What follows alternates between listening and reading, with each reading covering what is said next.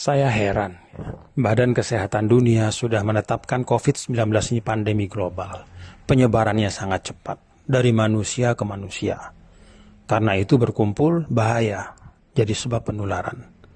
Pemerintah juga sudah mengeluarkan seruan, himbauan, bahkan larangan berkumpul untuk keselamatan kita semua.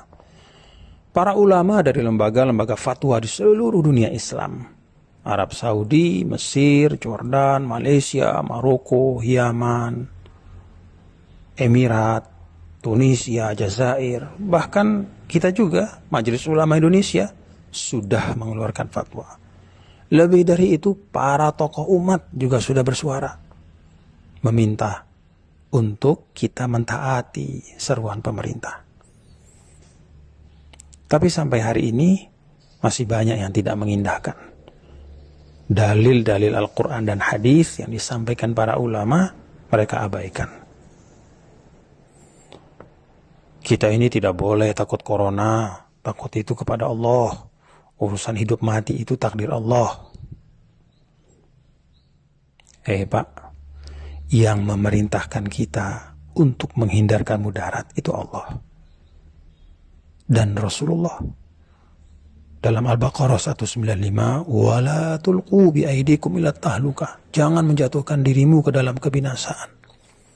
Dalam An-Nisa 71, ya ayyuhalladzina amanu khudhu hidrakum. Wahai orang beriman, bersiaplah kalian. Jadi kalau bertempur itu ambil senjata, pakai pelindung. Karena itu Nabi maju ke medan tempur itu pakai pedang, perisai, baju besi. Beliau pakai migfar, itu topi baja, untuk melindungi dari musuh.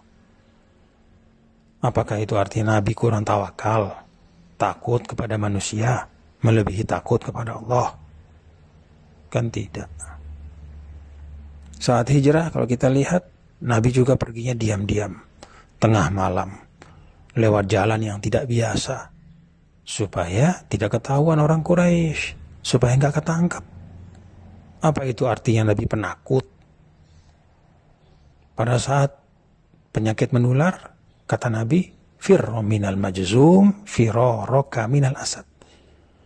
Hindari orang yang kena penyakit menular seperti engkau menghindari seekor singa. Jadi menghindarkan diri dari kebinasaan, dari penyakit, berikhtiar menghindar dari wabah, itu adalah perintah agama. Ada lagi yang bilang, tapi kan kita wajib makmurkan masjid. Sholat berjamaah di masjid. Pak, dulu ya, saat hujan deras saja, Rasulullah SAW minta panggilan sholat diubah. Shollu fi buyutikum. Sholatlah di rumah kalian. Gak usah dulu berjamaah di masjid. Itu karena hujan, khawatir memberatkan. Ada lumpur. Apalagi ini wabah yang terbukti di seluruh dunia itu berpuluh-puluh ribu. Sebentar lagi ratusan ribu yang sudah meninggal. Ini tidak hanya urusan lumpur, ini bisa membahayakan nyawa. Ada lagi yang masih ngeyel, tapi sholat Jumat kan gak apa-apa, sekali seminggu, itu kan syiar. Pak, sholat Jumat itu juga boleh ditinggalkan karena uzur syar'i. Dulu saat musafir, Nabi tidak Jumatan. Padahal banyak sahabat sama Nabi, berpuluh-puluh, beratus-ratus. Beliau sholat zuhur, mengganti Jumat. Saat sakit, para ulama juga sepakat, Jumat itu bisa diganti dengan sholat zuhur. Nah sekarang ini fatwa sudah banyak, jelas, tegas.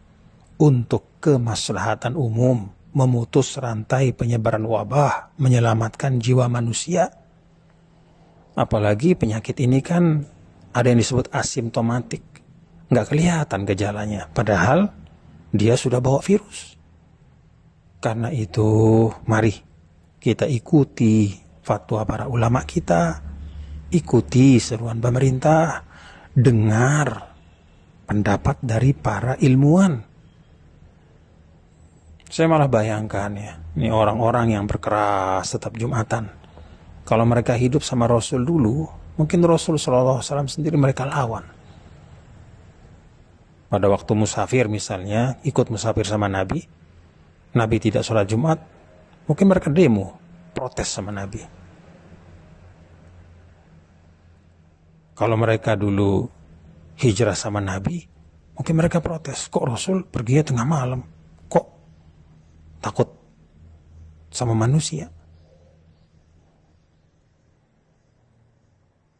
Pada saat diminta untuk sholat berjamaah di rumah, mungkin mereka demo juga sama Nabi. Ya Rasulullah, nih kok disuruh sholat di rumah? Kan rumah Allah itu masjid. La haula wa la quwata illa billah. Nah, inilah beragama yang disebut dengan at-tadayyun bil hawa wa laysa bil ilmi. Beragamanya itu dengan hawa nafsu, egoisme, bukan dengan ilmu. Perasaannya, anggapannya, itu yang dijadikan pedoman. Bukan tuntunan Allah dan Rasulnya. Bukan arahan para ulama yang merupakan warasatul anbiya, penerus para nabi dan rasul. Saya jadi ingat ayat 103, 104 surah Al-Kahf.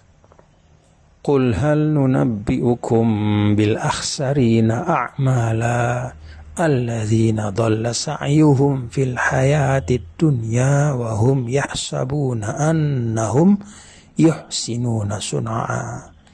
Katakanlah wahai Muhammad, apakah perlu kami beritahu orang-orang yang paling merugi?